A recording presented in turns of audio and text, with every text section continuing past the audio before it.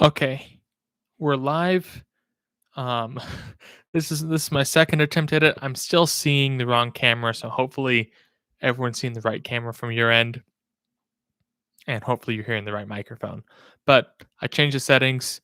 I'm guessing YouTube just being weird. So okay, and here's the start of the video. I'm a little more casual on streams, but I am pre-recording this one, so I'll kind of have an official start, an official end, and then we can go into the live stream stuff. If you're on the stream watching this live on YouTube, just like invite everyone you know who's a Jazz fan who's excited about this win. Fill up the live chat. I want to have a great conversation about how the Jazz are doing. It's been a while since we've been live. And Sawyer, thanks for confirming that the audio is better. Hopefully the camera's not as like the image isn't as fuzzy on your end as it is on mine, but I think it will be. It looks like it's the wrong camera recording, which is frustrating, but you can live with. I'm not that good to look at, so um, but here's my start for the pre-recorded people who will watch this later. But this was a huge win for the Jazz. Um, like not only was it their 8th win in a row, not only like so they won 8 in a row. It's against the Clippers. I know that Paul George was out, so it's not that big of a deal. Um, but it's still the Clippers. It's the big deal. We like to beat the Clippers. The Clippers are fun to beat, especially since like when you lose the way that you did in the playoffs against a team, you always circle those games in the next season. So I'm glad we won. I think it was a great game, and I think there's some really good things we can learn about the Jazz from this game. So for starters, like if you didn't watch the game, it was like the Clippers stayed in it for a long time, but they never really had a great chance at it, if that makes sense. Like in the first quarter was pretty tight, but the Jazz were definitely the dominant team. They were the Clippers just kept fighting back and like staying in it, you know. Um, but overall, like I here's the big takeaway, which I think is really interesting from this game. Not only like I'll get to the shooting in a second, but I've been talking about turnovers all season long about how the Jazz need to they need to watch their turnovers. They've been turning the ball over like 15 times a game. I think they average like 14 something last time I checked. It's probably a little bit lower because they've been doing better. But this game, like, there's one point in like the middle of the second quarter, they only had one turnover. They were a little bit more sloppy in the second half, but they finished the game with 6 turnovers and they forced 16 turnovers with the Clippers. Um, the interesting stat, which I'm not worried about this yet, but even though the Jazz forced 6 more turnovers from the Clippers, they scored 16 less points off of turnovers. So the Jazz only had 2 points off of those 16 turnovers, and the Clippers had 18 points off of their 10 turnovers. I don't know how much I trust the stat. I wasn't keeping track of that during the game, but it felt like the Jazz, when they turned the ball over, they were doing a good job at getting out on a break. But I don't know if that stat is like um I, I don't know if there's a cutoff for it. So like for example, if you steal the ball, you miss a shot, you get an offensive rebound, reset, and then score. Does that count as a point off of turnover or not? So that's one thing interesting to think about.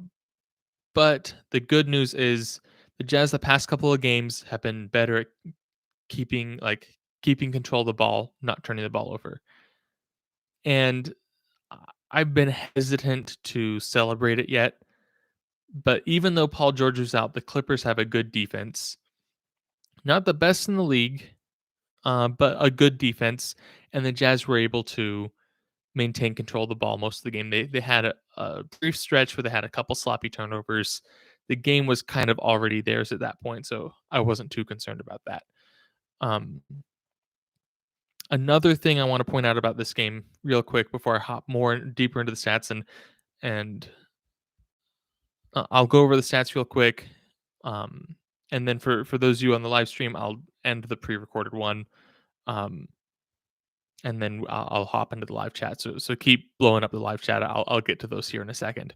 Um, the other thing that I wanted to point out was I feel like the Jazz were, um, specifically Donovan Mitchell was very confident coming into this game.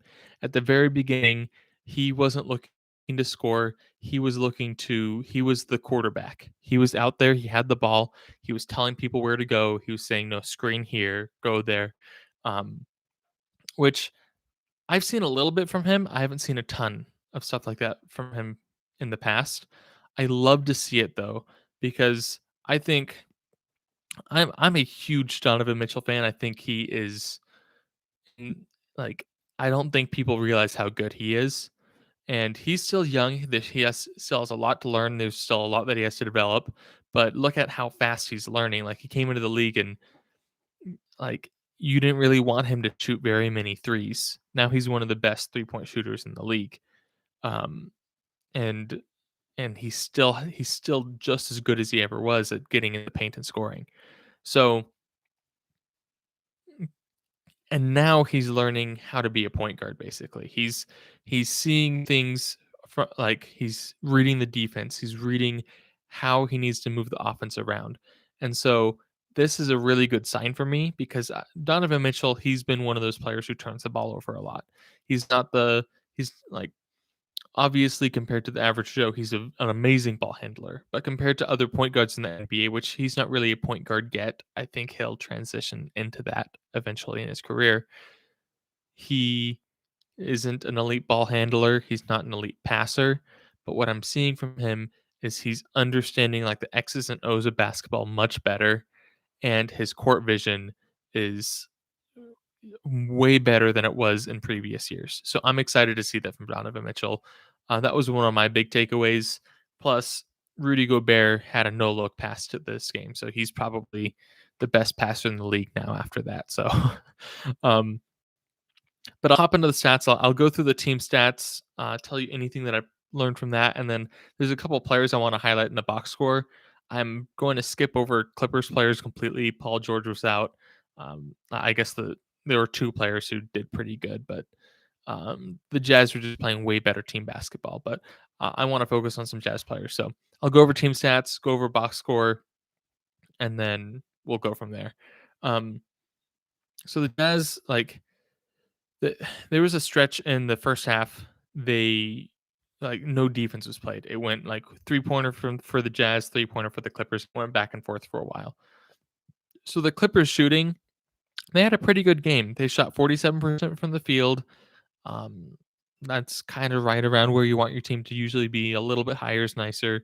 Shot 33% from three, which is great. They were 10 for 30. But the Jazz came in, they shot almost 53% from the field. If you round up 41% from three, and they hit 15 threes. They missed a few free throws, but they still shot better from the line than the Clippers did. And they made two more free throws.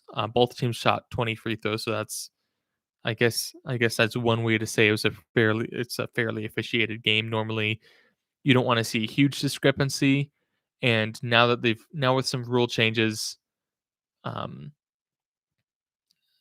I feel like play style has less of an impact on how many free throws you have. It still will. Like obviously, if you go into the paint every single play, you're probably going to get a few more free throws. But I think it was a pretty fairly officiated game. I think there was one call, and it wasn't even that bad of a call. One call that I didn't really like, um, but it wasn't even that big. It didn't bother me that much, and I think it was against the Jazz. So I think it was a well officiated game. Not that no, I don't like digging into officiating too much. But everything else as you go down the team stats, pretty even rebounds, pretty even assists. The Jazz had more steals. They were forcing more turnovers, so that kind of goes along with the turnover number. The Clippers actually had one more block. Um, we talked about turnovers, and uh, everything else was pretty close except for largest lead. I don't love that stat, but the Jazz really stretched out their lead at the end because about halfway through the fourth quarter, the Clippers just kind of gave up. They realized they weren't going to win the game, might as well rest their starters and take the L. So the Jazz really stretched out the lead there. Let's hop over to the box score. I was talking a lot about Donovan Mitchell. He had an awesome game. I think he was playing facilitator really well. He had 6 assists, which is really solid for him. Um, I would like to see him get closer to 10, but let's take baby steps. That's not really his role on this team yet either. I think in a couple of years he'll start transitioning into more often as he gets further in his career. But he had 27 points. He was 10 for 5 from the field. He did take a couple threes that were just more like he felt like he needed to get a shot up, so he took a three. So I didn't love all of his threes. He was 2 for 7 though, and he had 27 points. And honestly, if anyone's going to take some like not the best three-point team, I'm okay with it being mid. He needs to be the player that shoots the most shots every game. Um, which Clarkson almost matched him. Clarkson will take a bunch of shots, and Clarkson had some magic shots. If he had some great highlights. Um, So Mitchell, great game. I One thing that I don't think I give Clarkson enough credit for. Um, a lot of people just see that he's not the most efficient shooter, but there were like when he was on the floor, a lot of times the Clippers were putting their best perimeter defender on him, and they were playing great defense on him, and he was still figuring out ways to score the basketball. So obviously, he had a good night. He was over 50% from the field, which is kind of rare for him, but he has like it's not always the prettiest, but he makes it work. So he had a great game. Um, Rudy Gay, Quinn Snyder has told him to shoot more threes, which Quinn Snyder's smarter than me, so I won't disagree with him. But I'm kind of a different opinion. I would rather see Rudy Gay try some mid range shots or getting inside, um, and three like Ingles isn't shooting enough, which we'll talk about when we get into the live chat. I can see Ingles needs to shoot a little bit more. So maybe instead of encouraging Rudy Gay to take threes, encourage Rudy Gay to get inside, which might open up the perimeter a little bit more for players like Ingles to shoot more threes. Um, Two more players that I want to cover for this game, real quick before I wrap up my opinion section of this, is Bogdanovich. He impacted the game in a scoring manner. I think he was a great effort defensive player, but he didn't really shut down any players. When Marcus Morris was on him, Marcus Morris saw that as a mismatch and took advantage of it and tried to score every time when he got a one-on-one with Bogey. But Bogdanovich, he can just go off. Like he had it was one point where uh, um I don't know if it was Mitchell who called the play or Quinn who called the play, but they had a cool little double screen play. They got Bogdanovich enough space for a three, knocked that down, got a transition three right after that. So he's huge for this team. Um, I don't know. I don't think we published anything about this on the channel, but I know Nate and I we talked about with some players being made available in the NBA. Like, do we think the Jets are looking to trade Bogdanovich um, to maybe get a better rebounder or something like that? Um, Honestly, I don't think they will, and I don't think there's many trades possible that would even be worth it to trade Bogdanovich. He's huge on this team, and I know I might be saying this just because he had a really good shooting night, but um, he's a tough player to replace. I'll put it that way. And then speaking of players to replace, a player he's kind of been making headlines for not getting the respect he deserves is Rudy Gobert, and he played like there were a couple times where defensively he kind of let things slip, but when you are the last line of defense and your whole team's defense depends on you, that's all. Like imagine the pressure on Rudy Gobert's shoulders, where he needs to make the right defensive play every single play, or else like the possession kind of falls apart. So that's a lot of pressure, and he does it almost every single play. I think every game he's going to have a couple that fall apart, but he finished tonight with 20 points, 17 rebounds. He had 2 blocks, but he interrupted a lot more shots than just those 2 blocks. So great job for Gobert. I think this was a great win for the Jazz. Obviously, it's great to beat the Clippers. And with that, I'll kind of wrap up the pre-recorded part.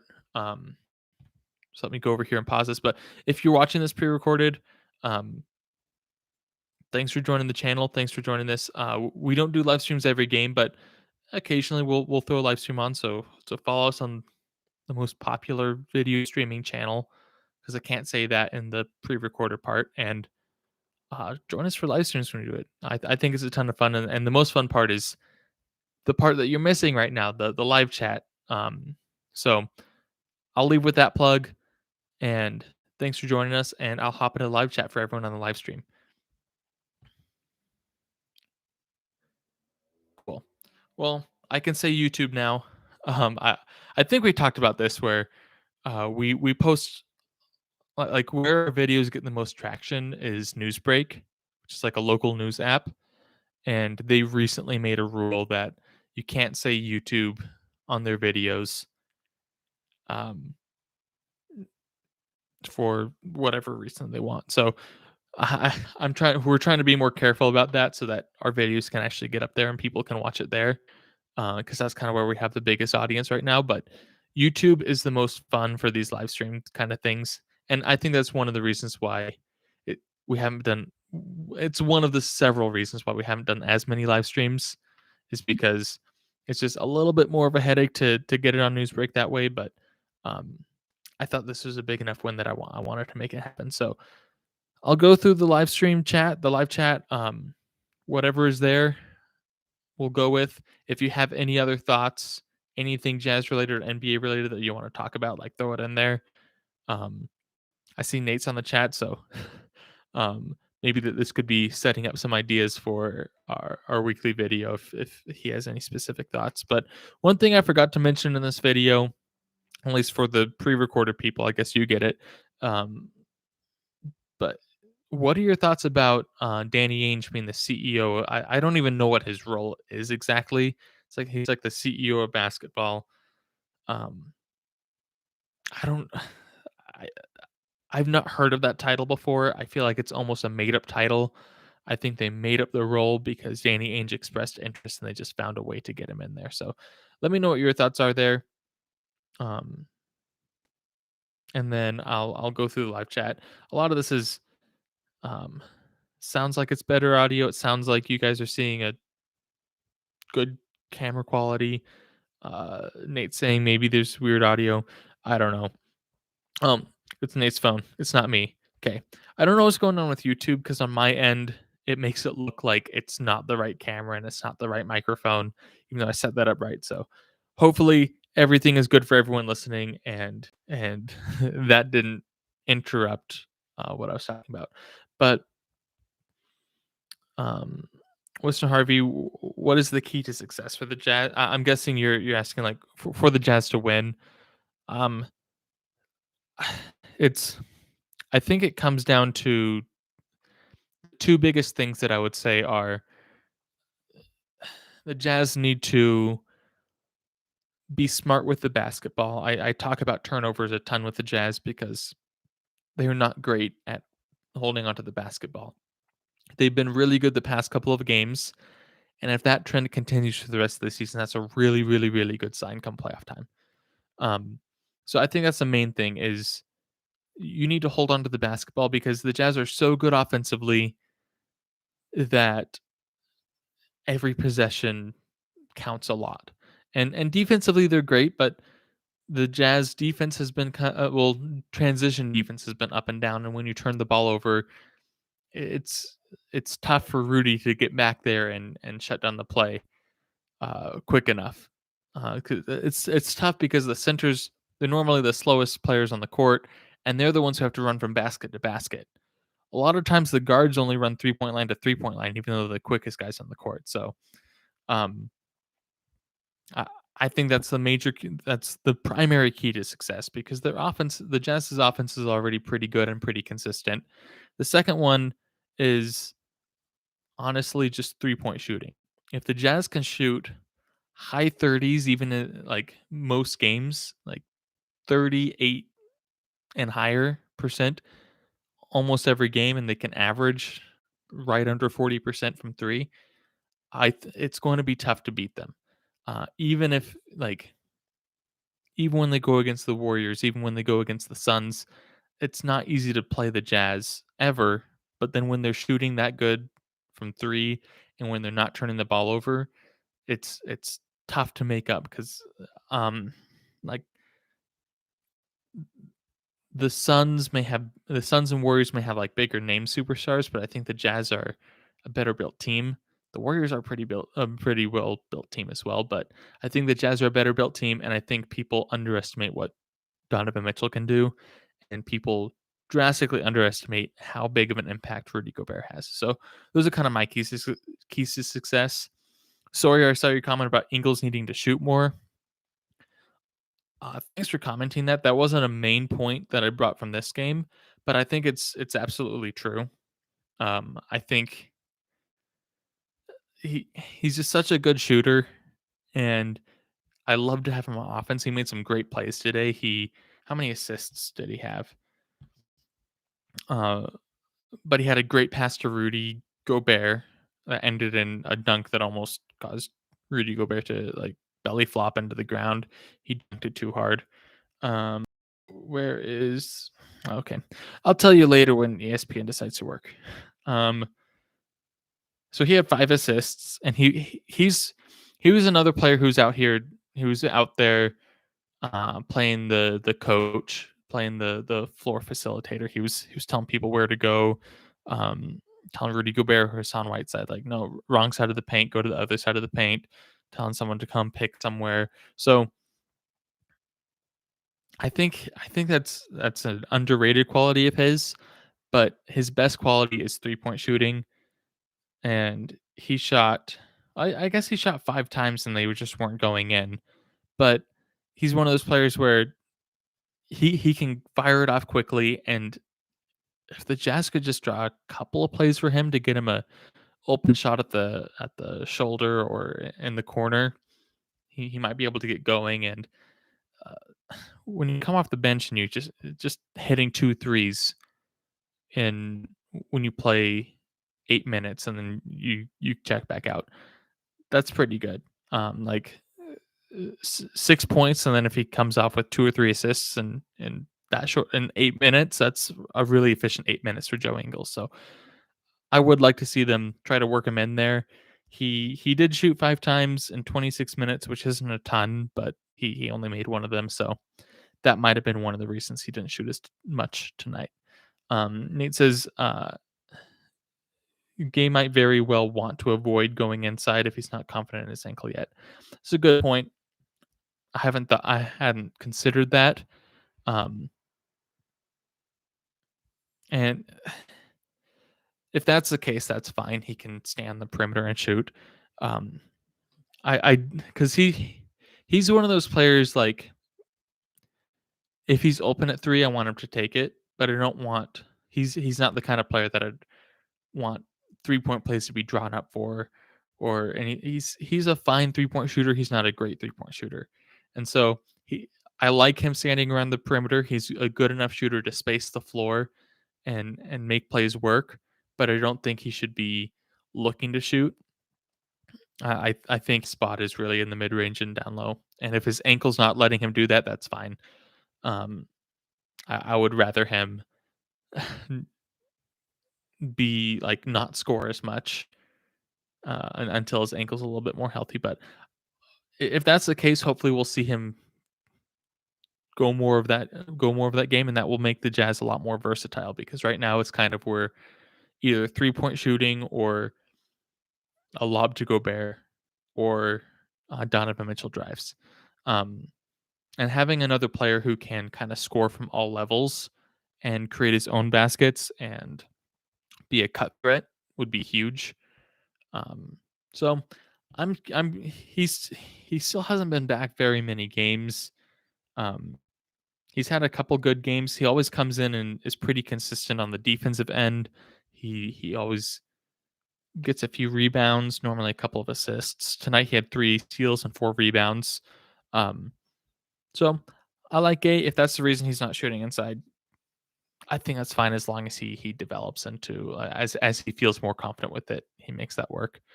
Um, but then again, like I mentioned, Quinn Snyder has been telling him to shoot more. So if I'm I'm not gonna question Quinn Snyder too much. He's a lot smarter about basketball than I am. Um, Story says I think the Warriors will slow down a bit. Yeah, they likely will. Um, I think I th- so one Clay Thompson's going to come back. I haven't kept myself updated, but in the next probably 2 to 4 weeks, he'll probably be back. Once he comes back, I think the Warriors will slow down a little bit at first. I don't because he's not going to hit his stride. It's been 2 years. He might not even be starting when he comes back, or he might start, but he'll play pretty limited minutes. Um, and so the Warriors will kind of have to fit him into whatever they're doing now. Um, and so I think there'll be some bumpy road adjusting there. And also, I think there's a pretty good chance that the Warriors make a trade for a win, like a win now trade. Um, and probably like I'm thinking in the next couple of weeks. It might be right at the trade deadline, but um, it's December 15th. A lot of players who just signed free agency are now available to be traded. There's probably going to be some trades coming up in the next couple of weeks. There's some superstars sitting around. There's some really good players on the Pacers and a couple of other teams that are have been made available to trade for. So I think the Warriors will probably also make a trade. They might not. They're definitely going to look at trades. They might not pull the trigger. Um, and when they make that trade, there's probably going to be some adjustments. Um, because they're running so efficiently right now that any alteration will probably mess it up for a little bit, and they'll have to figure things out a bit. So I think they'll slow down. They still have a great shot at holding on to the first seed, even if they do slow down. I they've been the best team so far. I don't know if I'd put my money on them winning the first seed at this point because I do agree with you, Sorry. I think there'll be some bumps in the road. They'll be a scary team to play in the playoffs. Um, One th and this is not Jazz related, but one thought that I've been having, and I haven't checked the MVP ladder or anything recently. I know we've talked about that a couple of times because Rudy Gobert keeps popping up a little bit higher than most people expect. But I think the MVP race is starting to turn into a two-man race. I know it's kind of early in the season, it can change, but I think it's between Kevin Durant and Steph Curry. Kevin Durant has been amazing with the Nets. He's really put the team on his back. And Steph Curry, like obviously he's doing what Steph Curry does. He's always great. And he just broke the 3-point record. So like even more media around him as teams winning. So I think it's going to turn into a two-man race between Kevin Durant and Steph Curry. Um, so if we want to jump into the conspiracy thing, or if we just want to say if Adam Silver could get his wish for what is best monetarily for the NBA, um, I think Adam Silver's kind of hoping that either Steph or Durant win the MVP. They play each other in the finals, and then you have that whole storyline of um, Kevin Durant left the Warriors and he brought the Nets, and now that he's playing his old team, that whole storyline going on. And Klay Thompson, his first year back, the Warriors are right back in the finals. So is Klay Thompson the secret key to? So you have all those storylines going on. Plus, it was a two-man race for the MVP. The whoever lost now has a chip on his shoulder, and so here's a storyline that I think the NBA is going to try to play out: is Steph's going to be the good guy, Kevin Durant's going to be the bad guy. Kevin Durant's going to win the MVP. Steph is going to come in, win the finals, and win his first Finals MVP. Um, yeah, I don't think the NBA tries to rig games or make these storylines, but I think that's the storyline Adam Silver's kind of. Yeah, I think he put that on his Christmas wish list. So, I just had that thought. I'm curious to hear what you guys have to think about. Have to say about it. I don't know. I may be wrong about the two-man race, but, like, some people might say Jokic and Antetokounmpo are still right in it. It's not a two-man race at all. Um, and Sawyer says James Harden is trash. J- James Harden, he's an interesting player. I think he's an extremely talented player. I think this season kind of made people realize that he's not as perfect as he was. Obviously, the rule change made him adjust his game. I think he's adjusted well. I don't think he's ever going to be the James Harden that he was in Houston though. Whether that be he's just I think it's a number of factors. Um, also, is it Colin Coward? Coward, is that his last name? I forget. I may just be mispronouncing it, but I think you know who I'm talking about. And I don't love his takes most of the time, but I did watch a video of his recently, and it said like he's like the NBA. So his take was the NBA is great at producing talent, um, but it's bad at producing leaders. And to win a championship consistently and be in the race consistently, you needed a guy who is a top talent and a top leader. And he's so he comes in and says like you see a bunch of top talents like James Harden, like Kyrie Irving. Some people are trying to put that on Luka Doncic right now. It's probably still a little early to tell that, but it might be the case. Um, I don't know. I'll give that some time to before, but like players like Kyrie Irving, James Harden, Anthony Davis, they are top talents, but they don't have that leadership ability to take their team to the next level. If you look at some of the greats, and I know it's tough, like you can't compare James Harden to Michael Jordan. That's not a fair comparison. But look at the players who are the greatest ever. The LeBron James, Michael Jordan, Kobe Bryant are probably the three biggest names that come to mind for people my generation. Um, they're all top talents.